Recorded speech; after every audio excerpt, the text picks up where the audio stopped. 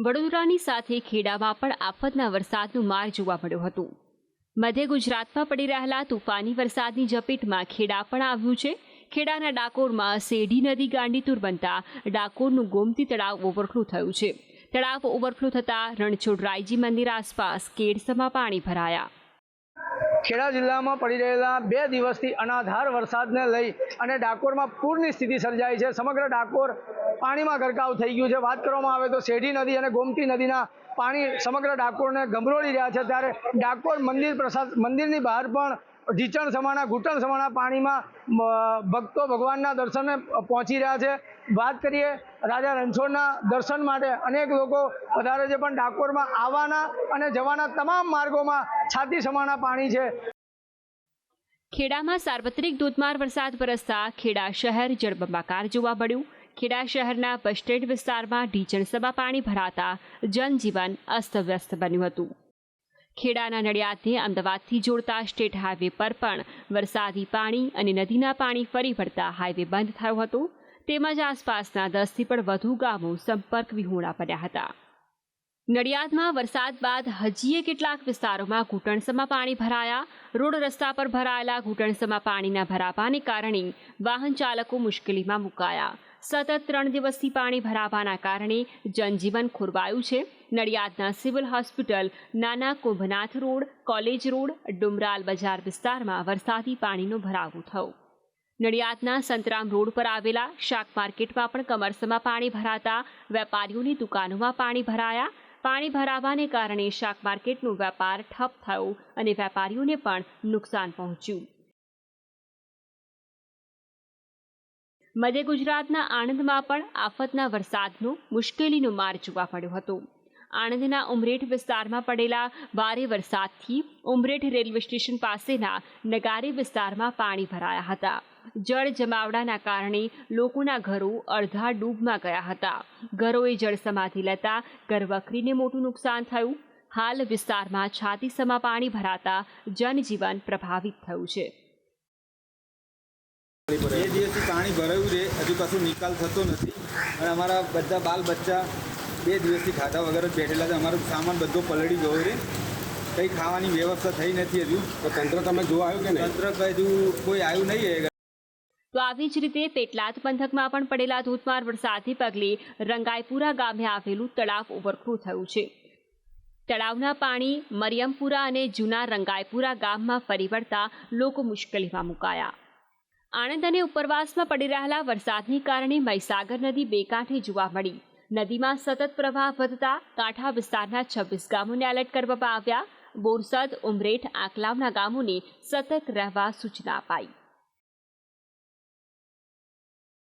તો આ તરફ છોટાઉદેપુરના નસવાડીના રાનેડા ગામના લોકોને રાહત થઈ છે।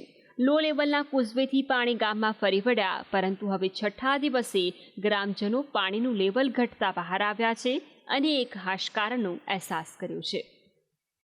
આ દ્રશ્યો છે દેવગઢ બારિયાના સાગટાળા ગામના।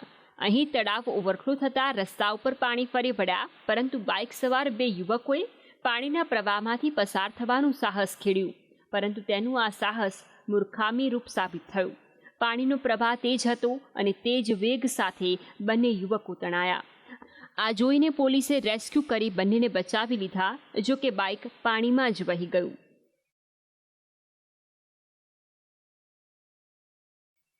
આ તરફ પંચમહાલમાં વણાકબોરી વેયર ડેમ ઓવરફ્લો થતાં નાથુજીના મુવાડા પાસે પસાર થતી નદી બે કાંઠે વહેતી થઈ છે। તો વળી મહીસાગર નદીમાં પાણીની આવકમાં સતત વધારો થતાં નીચાણવાળા ગ્રામ્ય વિસ્તારના લોકો ચિંતામાં મુકાયા છે। વરસાદી પાણી છે, જેટલા જોખમી તેટલા જ સુખદ અનુભવ પણ કરાવે છે। આ દ્રશ્યો છે પાવાગઢના।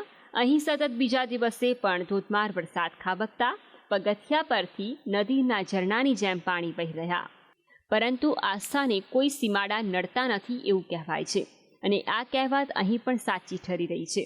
લોકો પાણી વચ્ચે પણ માતાજી પ્રત્યેની અડગ શ્રદ્ધા સાથે દર્શને જતા નજરે પડ્યા। ઉકાઈ ડેમમાં છેલ્લા 3 દિવસથી સતત પાણીની આવક જોવા મળી રહી છે। હથનુર અને પ્રકાશા ડેમમાંથી ઉકાઈ ડેમમાં છેલ્લા 3 દિવસથી 1.50 લાખથી લઈને 3.5 લાખ પાણીની આવક થઈ રહી છે। બીજી તરફ પાણીની આવકની સામે ઉકાઈ ડેમનું રૂલ લેવલ જાળવી રાખવું વહીવટીતંત્ર માટે મોટો પડકાર હતું. સુરતમાં ગટરિયા પૂરની સ્થિતિ ઉદ્ભવી છે અને રસ્તા ઉપર ગોઠણસમાં પાણી ભરાયા. ઉકાઈ ડેમના ઉપરવાસમાં સતત પડી રહેલા વરસાદના કારણે સૂર્યપુત્રી તાપી નદીમાં 2,47,000 ક્યુસેક પાણી છોડવામાં આવી રહ્યું છે, જેના કારણે સૂર્યપુત્રી તાપી નદીનું વિયરકમ કોઝવે ખાતે 10 મીટર સુધીની સપાટી પહોંચી ગઈ છે અને કોઝવેના ઉપરથી પાણી સ્પષ્ટપણે દેખાઈ રહ્યું છે કે જતું નજરે આવી રહ્યું છે. સૂર્યપુત્રી તાપી નદીનું જે જળસ્તર વધી જતું હોય છે ત્યારે ફ્લડગેટ બંધ કરવાનો વારો આવતો હોય છે. તમારી સામે છે કે આ સુરત મહાનગરપાલિકા Kshetrapal urban health centre and maternity home જે છે ત્યાંના દ્રશ્ય તમે જોઈ રહ્યા છો. અહીંયા આગળ ક્ષેત્રપાલ દાદાનું મંદિર છે, પરંતુ જ્યાં જોશો ત્યાં પાણી દેખાઈ રહ્યું છે. હવે જે દ્રશ્ય તમે જોઈ રહ્યા છો સરકારી વસાહત વર્ગ નંબર 4 છે. અહીંયા પણ પાણી ભરાયેલા દેખાઈ રહ્યા છે. આનાથી આગળ જવું હોય તો મદનીશ પોલીસ કમિશનરની ઈ ડિવિઝનની કચેરી, સુરત શહેર પીસીબી, સુરત શહેર એસઓજીની ઓફિસ પણ અહીંયા જ આવી છે. સૌથી મહત્વ ભારત સરકાર તાપી મંડળ કેન્દ્ર જલ આયોગ સુરતની કચેરી જે છે તે પણ પાણીની પણ આગળ પાણી દેખાઈ રહ્યું છે. દર્શાવે છે કે પૂર જે છે તે નથી આવ્યું, પરંતુ સુરત શહેરના અંદર ખાડીપુરની પરિસ્થિતિ જે તે સ્પષ્ટપણે દેખાઈ રહી છે, નજરે આવી રહી છે. કારણ કે સુરત શહેરના વધુ ભાગના ફ્લડગેટ બંધ કરવાનો વારો આવ્યો છે. જ્યાં સુધી ફ્લડગેટ ખોલવામાં નહીં આવશે ત્યાં સુધી આ પાણી નહીં ઓસરશે. જો ઉકાઈ ડેમમાંથી સતત પાણી છોડવામાં આવતું રહેશે તો આ જે ખાડી જે ગટરિયા પૂર છે તેમાં વધારો થશે, પરંતુ ઘટાડો નહીં થશે. એક તરફ સુરતના કેટલાક વિસ્તારમાં ક્યાંક ગોઠણસમાં તો ક્યાંક કમર સુધીના પાણી ભરાયા છે, ત્યાં બીજી બાજુ ઉપરવાસમાંથી અવિરત થતી પાણીની આવકને કારણે તાપી નદીના કોઝવેની સપાટી 10.12 મીટરે પહોંચી છે. આ ઉપરાંત તાપી અને સુરત જિલ્લાના મોટાભાગના ડેમ ઓવરફ્લો થઈ ગયા છે અને તમામ જળાશયો પણ પાણીથી છલકાઈ ગયા છે. તેના કારણે હજી પણ નીચાણવાળા વિસ્તારને એલર્ટ રહેવા સૂચના અપાઈ છે. બ્યુરો રિપોર્ટ, સંદેશ ન્યૂઝ.